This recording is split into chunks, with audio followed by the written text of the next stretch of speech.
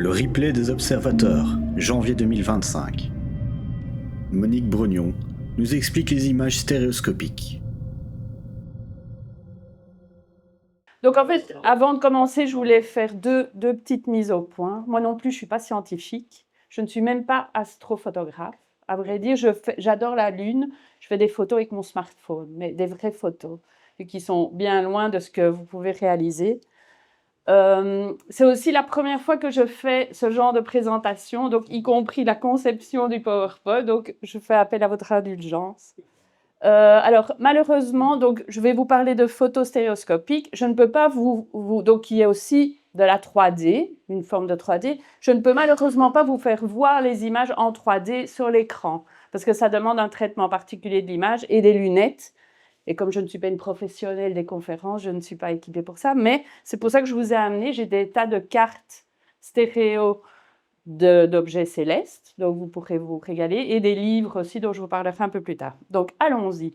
Donc la stéréoscopie, c'est un ensemble de techniques qui visent à reproduire la perception du relief sur base de deux images planes. Et donc en fait, ça correspond au fonctionnement de la vision binoculaire. Quand on regarde un objet, chaque œil le voit sous un angle légèrement différent, et ces deux images sont superposées par le cerveau qui qui nous donne en fait la perception du relief, des distances, des volumes, etc. Alors, d'où ça vient? Je vous fais un tout petit chapitre historique, mais vraiment très court pour situer.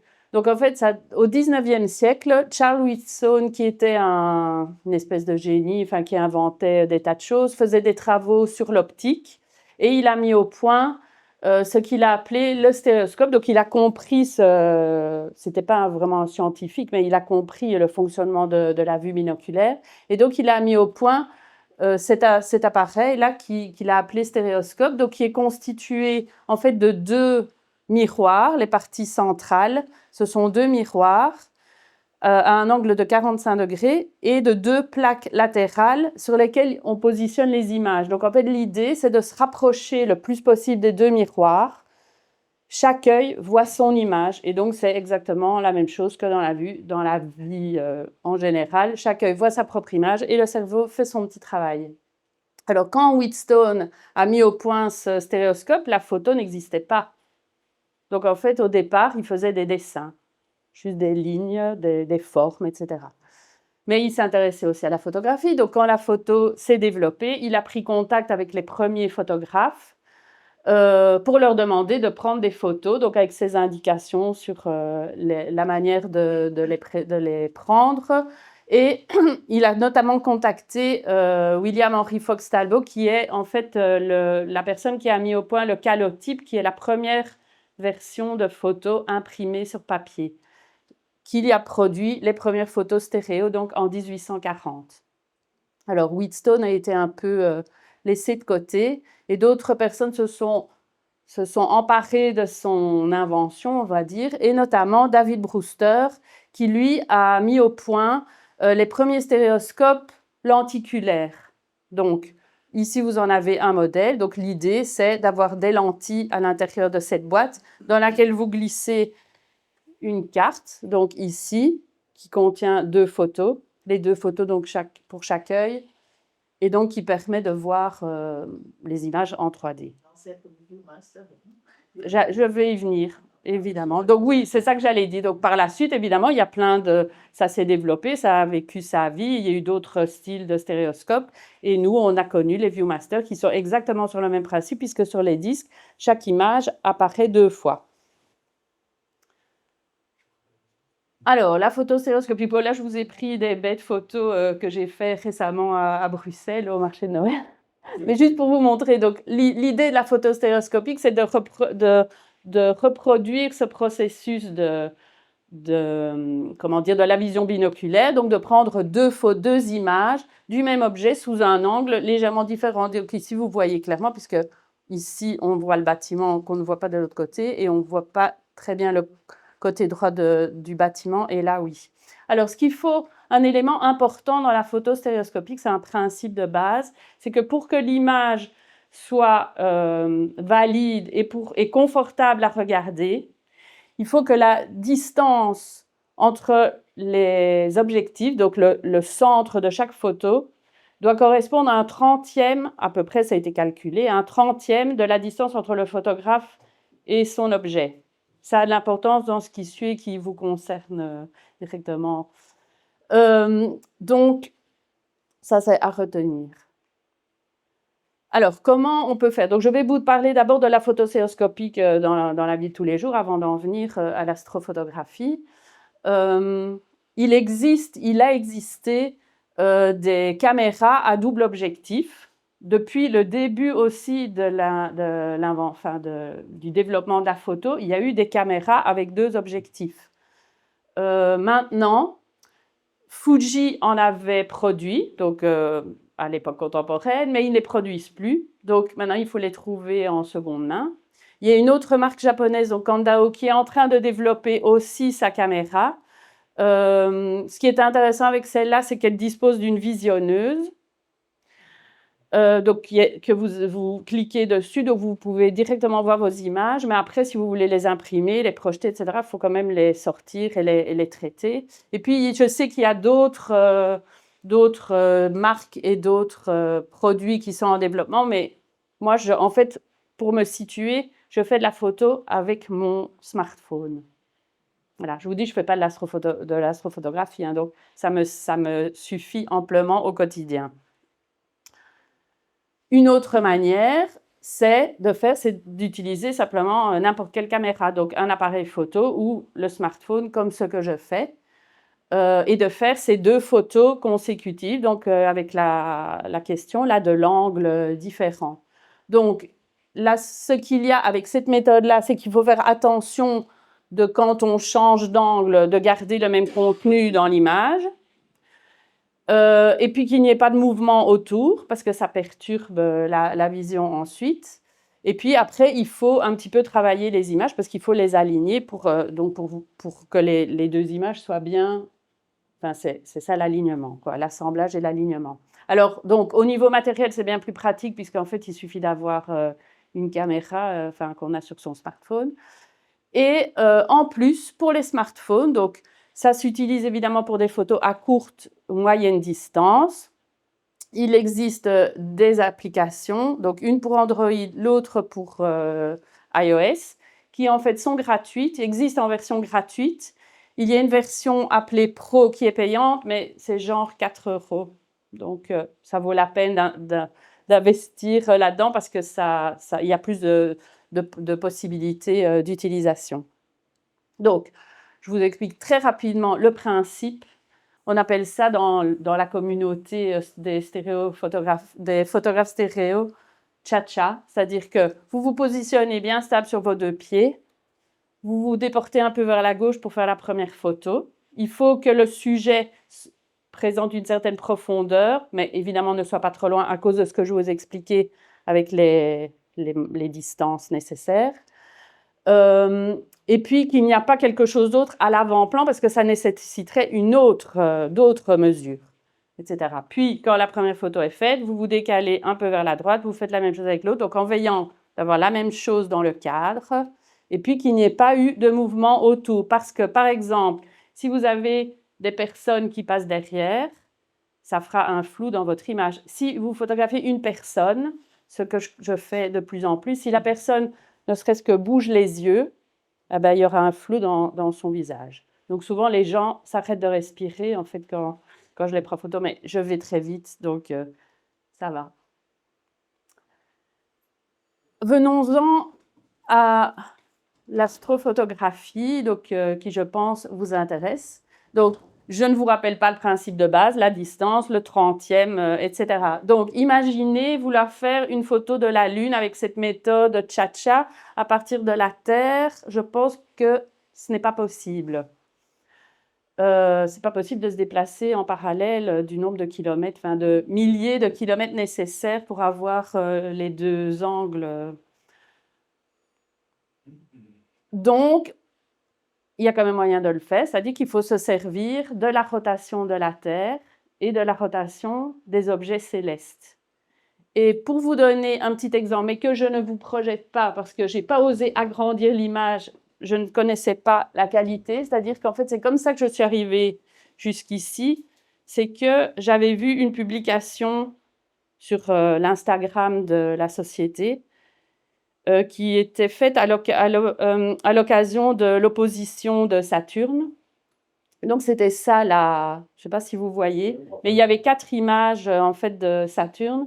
Et comme moi, j'ai l'habitude, parce que je vous parlerai après de comment regarder les images, c'est qui est un peu la difficulté finalement. Moi, mais je le fais sans lunettes, sans rien du tout. Et du coup, quand je vois 2 images qui se ressemblent, en fait, mes yeux d'office essayent de voir en 3D. Et donc, quand j'ai regardé ça, en fait, j'ai vu que ces 2 images-là, au-dessus, pouvaient constituer une image stéréoscopique. Donc, c'est comme ça que j'ai pris contact en demandant est-ce que vous n'auriez pas les photos de manière individuelle pour que je puisse les associer, etc., et en faire une photo stéréoscopique. Donc, M. Ponsard m'a mis en contact avec Xavier Meix, qui avait fourni ça, qui m'a envoyé, mais qui m'a aussi envoyé des vraies photos, parce que ça, c'était des représentations numériques. Mais je l'ai quand même fait, et donc ça, je vous montrerai après, si vous voulez, sur mon téléphone. J'ai quand même isolé ces 2 images-là, et puis je les ai associées, et j'ai eu mon image qui était en fait celle qui a servi pour la petite affiche de la journée. Et puis, donc j'ai fait pareil avec les 2 photos que M. Meix m'a envoyées par la suite, et je vous montrerai aussi.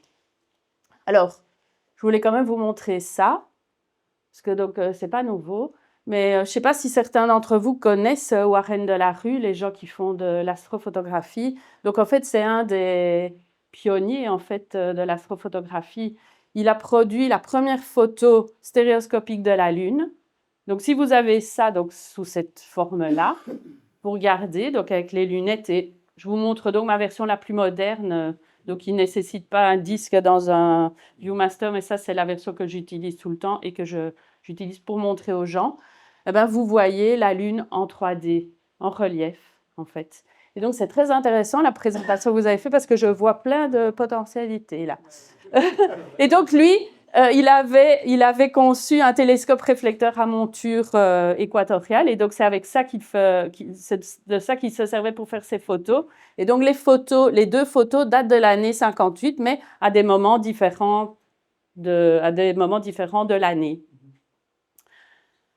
Alors ici, c'est une autre possibilité, c'est-à-dire qu'il y a les photos de la Terre, donc où je vous dis on se sert de la rotation, etc. Mais on peut aussi, en allant plus loin, imaginer des photos en relief de plein d'autres objets célestes qu'on ne peut pas photographier de la Terre.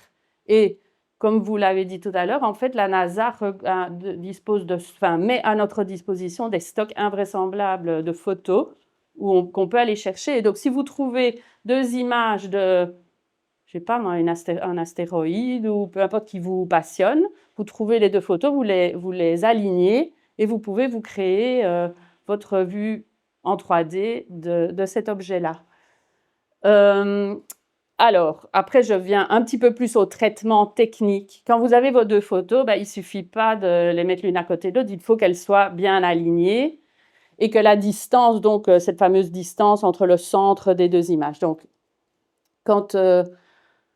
si vous voulez le faire sur un ordinateur, il existe un logiciel qui est gratuit, accès libre, qui s'appelle Stereo Photomaker, qui va vous aider. Donc, vous mettrez vos 2 images dedans et qui pourra vous les aligner et vous créer l'image stéréoscopique. On peut le faire avec Photoshop, mais ça, c'est une manipulation manuelle, quoi. Et alors, l'équivalent, on va dire, de ça pour le smartphone, ce que donc moi j'utilise, et c'est comme ça que j'ai fait donc les images dont je vous parle, que j'avais prises sur la page Instagram. L'application pour prendre les photos, vous pouvez aussi importer des images dedans. Donc vous pouvez vous en servir en prenant d'autres photos pour les aligner et en faire des vues stéréoscopiques. Ou alors, pareil que Photoshop, vous pouvez faire des collages photos. Mais sur un smartphone, c'est vraiment pas pratique parce qu'on peut pas bouger vraiment très précisément. Alors, je voulais quand même, j'en ai pas parlé au début, mais en fait, comment je suis arrivée à la stéréoscopie, ça a quand même un peu son importance, parce qu'en fait, au départ, je suis fan de musique, et plus particulièrement du groupe Queen. Et en fait, Brian May, le guitariste de Queen, c'est un passionné de stéréoscopie. Donc, c'est par lui, en m'intéressant à lui, que j'ai découvert la photo stéréoscopique. Et puis, et les détails non négligeables, il est aussi docteur en astrophysique. Et donc, lui, il s'amuse à faire des photos, enfin, des vues stéréoscopiques justement de plein d'objets célestes.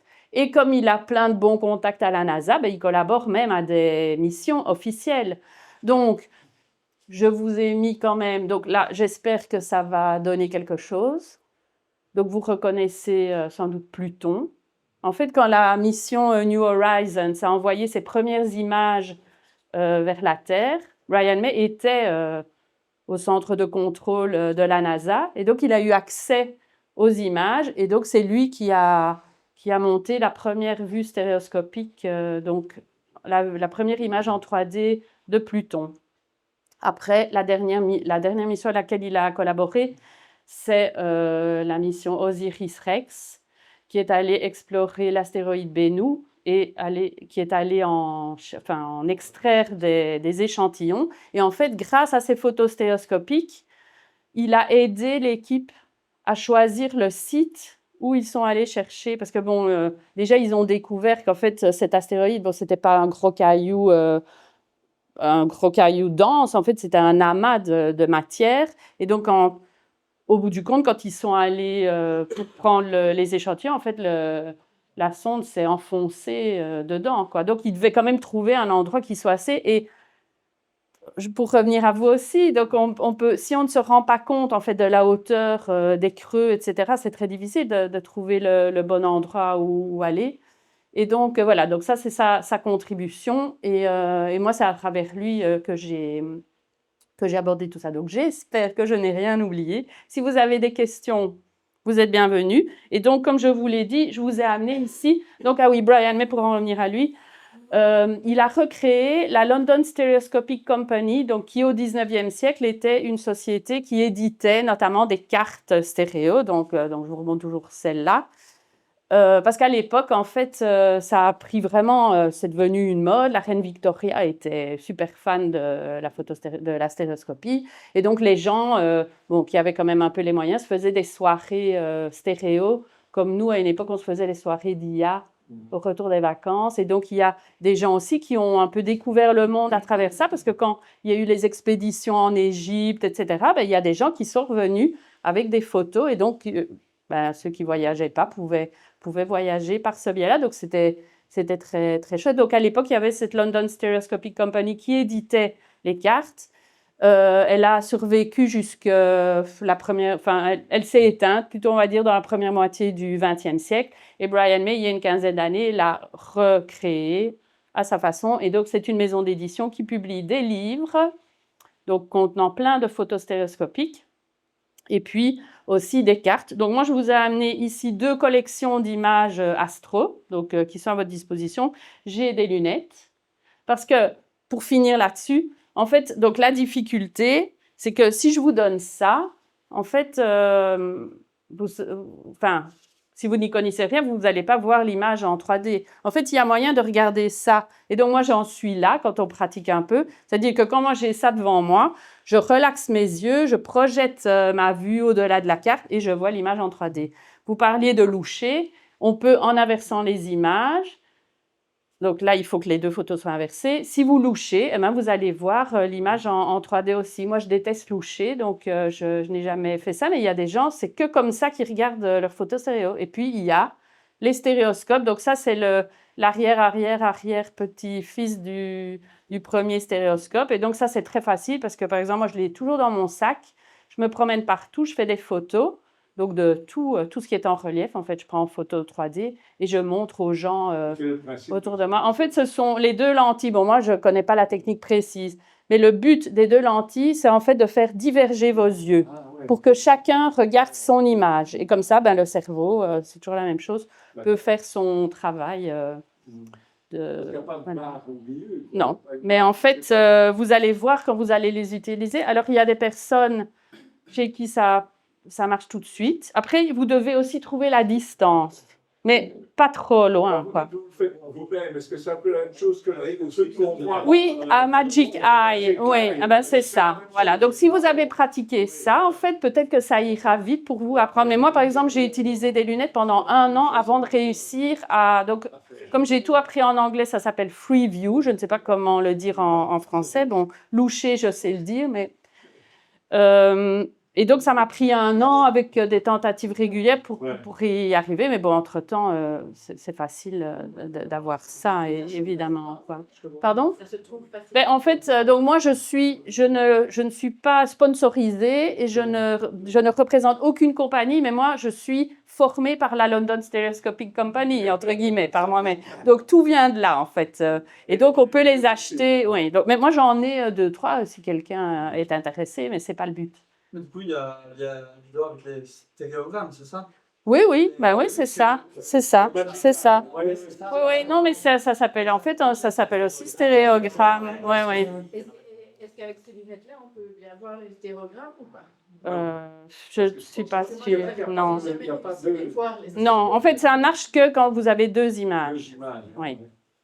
Le stéréogramme, il y a 2 images, mais elles sont dedans. Oui, en fait, il y a les fameux anaglyphes, etc. En fait, c'est d'autres lunettes, mais c'est le même principe. Oui. C'est la même chose. L'Instagram de Brian May, il y a toutes ces images. Je sais pas si Oui, oui, oui, oui. Il en publie régulièrement. Sur son site internet. C'est quelqu'un d'intéressant, en fait, parce que bon, c'est quand même un petit guitariste de qualité, mais il est aussi docteur en astrophysique et photographe expérimenté. Elles sont vendues combien? C'est 10 €. Non. Ben oui, c'est ça. Non. J'en ai peu, mais voilà, si ça vous a... J'en ai ramené, parce qu'en fait, ils n'ont pas de boutique. Donc, je vais régulièrement à Londres, mais ils n'ont pas de boutique. Donc, il faut tout commander en ligne. Mais vous achetez ça en ligne, ça va vous, au bout du compte, ça va vous coûter 25 €, parce qu'avec les frais de livraison et maintenant voilà. Donc, moi, j'en ai, comme on a fait, en fait, en 2022, il a publié un livre de photos stéréoscopiques. Donc là, on n'est plus du tout dans l'astronomie, etc. De photos de Monsieur et Madame Tout-le-Monde, parce que pendant le Covid, les confinements, il avait lancé, puisque bon, il a sa communauté sur Instagram, hein, il s'en sert. Envoyez-nous vos photos, des choses qui vous mettent en joie, en fait, pendant ces périodes difficiles. Donc, en fait, les gens ont envoyé des tas de photos. J'en ai envoyé aussi, hein. Et il en a sélectionné tout un tas qu'il a mis dans un livre. Donc, il y a un livre édité par Brian May avec plein de photos de tout le monde. Et quand le livre est sorti en novembre 2022, il a fait une exposition à Londres. Et donc, cette galerie, qui a fait d'autres expositions sur Queen, d'ailleurs, entre-temps, a un petit stock. Et donc, une fois, quand j'y suis allée, je leur en ai pris une dizaine. Et comme ça, comme je répands ça un peu partout, ben, j'essaye d'expliquer parce qu'en fait, je trouve que c'est très, très simple. Et en fait, mais ça ouvre l'horizon parce que quand vous voyez quelque chose qui vous plaît et que vous prenez en photo, après, il y a toujours un goût de trop peu parce que vous ne retrouvez pas l'émotion ou quoi que vous avez eu. Tandis que là, c'est comme si vous ouvriez la fenêtre et vous retrouviez la scène, l'objet ou la personne. Ça rend les personnes vivantes. Il y a des fois des gens, je les prends en photo, puis quand ils regardent, ils disent « Ah, j'ai peur de me voir comme ça » parce qu'ils se revoient tels qu'ils sont, quoi. Donc voilà. Oui, ok. Donc maintenant, je suis à votre disposition pour vous montrer.